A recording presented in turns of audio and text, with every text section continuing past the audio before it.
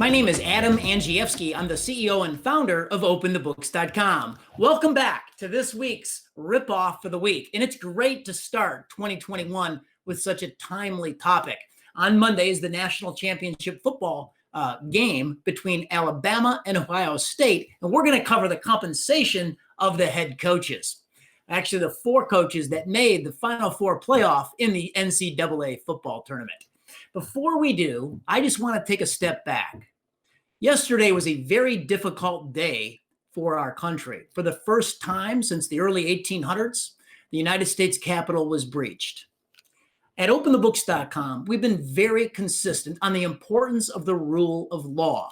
Last summer in 2020, when there was rioting, stealing, and looting in America's big cities, when our police officers were being harassed and violence directed against them, we were very clear. That's law breaking, and potential criminal behavior should be prosecuted to the fullest extent of the law. Yesterday, with the breach at our Capitol, the people that breached the Capitol, who broke the law, they need to be investigated for potential criminal behavior and prosecuted to the fullest extent of the law.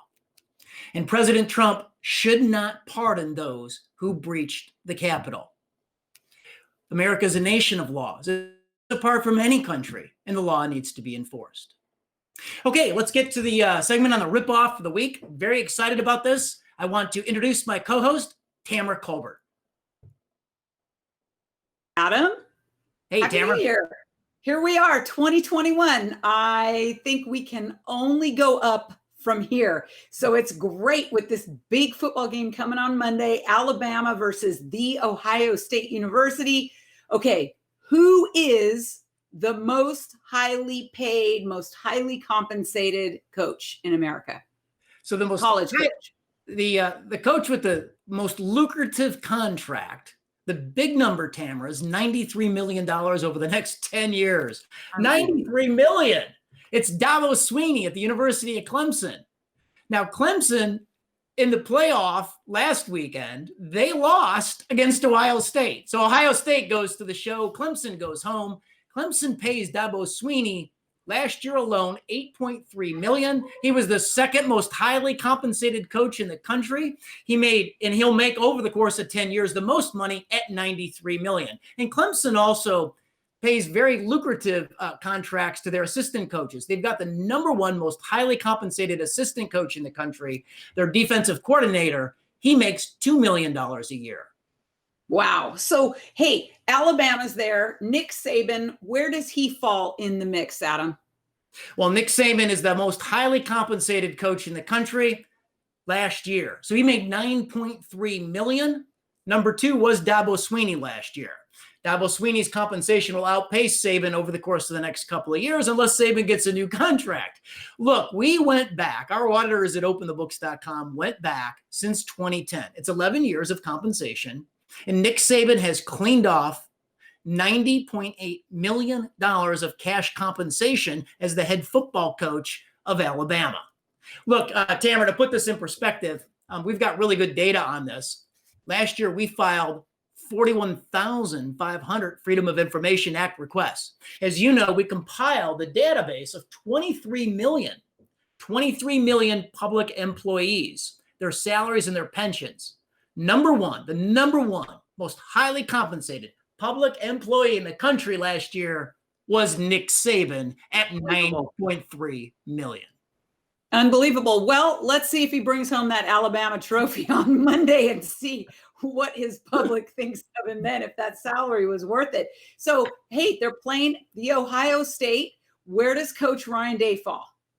So the Buckeyes, they pay Ryan Day $5.3 million. And Ryan Day also has kind of a unique provision built into his contract. When we investigated this, he also gets a $1 million payment into his retirement plan this year, which is quite a kicker for his future retirement. Nobody really knows the name Ryan Day. He really flies under the radar with this lucrative contract. He took over at Ohio State from a pretty famous coach, Urban Meyer.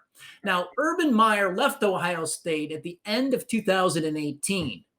but he didn't leave the university. He just left the head coaching position. They're actually paying him $102,000 to stick around. He's a, quote, assistant athletic director. Kind of AKA mascot, if you will. Okay, so Notre Dame, they lost, but where does Coach Brian Kelly stand in relation to Nick and Ryan and Dabo Swinney? So this is the thing. I mean, the ripoff of the week should be if you're Brian Kelly. He's only making $1.9 million this year. Of course, Notre Dame did basically get destroyed by Alabama. Completely, yes. And then they got beat by Clemson just the week previous to that. But they did beat Clemson and then their big 34-game winning streak during the fall this year. But Coach Kelly, he makes $1.9 million. Now, Notre Dame's a private university. All those other three schools are public universities. They're government colleges and universities. Notre Dame is a private university. They're under no obligation to disclose salaries, and they don't. However, we were able to look at their IRS 990 informational return disclosures, and they do list him as a highly compensated employee at the University of Notre Dame. That's how he got the number. Now, so basically, are you saying that the other outside of Notre Dame, those are funded by taxpayers, but then Coach Brian Kelly is not funded by taxpayers? Is that how that goes? So Notre Dame's a private university. It's got a massive endowment. I think the endowment is about maybe $11 billion. Probably about $11 billion now over at the University of Notre Dame. It's all privately funded. The other schools have a taxpayer backstop. They'll make the argument that the football programs make the money that pays for these coaches, and they're worth it as long as they keep winning. But we took a look at others that did research on this, like Bloomberg. Bloomberg took a look at the University of Clemson, and they have tripled their athletic debt recently, and their margins of profit are very small. For example, they only made about $7 million 2 years ago when they made the football playoff. This year, because of the pandemic and nobody was really in the stands, and the ticket revenue is about a third of their entire revenues, Clemson's going to have a problem. They'll probably lose money on their football program this year, even though they went to the college playoff Final Four. Wow, that's pretty incredible. Is there any last words you want to say or any predictions you might want to make for the big game, Adam? Well, at openthebooks.com, I guess because we're government reformers, we always root for the underdogs. So the underdog in this case is Ohio State. Again, nobody gives them a chance. Their coach makes 5/8 of what 5/9, almost just about half as much as what of Nick Saban. So let's root for the underdogs. We'll root for the underdogs. And, the American taxpayer at this point is the underdog, and we are rooting for the American taxpayer. That's why Open the Books is working so hard to bring transparency, a transparency revolution, if you will, to really shed light on the checkbooks at all level of government. Adam, as we kick off this new year, what can our audience learn from you? What do you want them to do?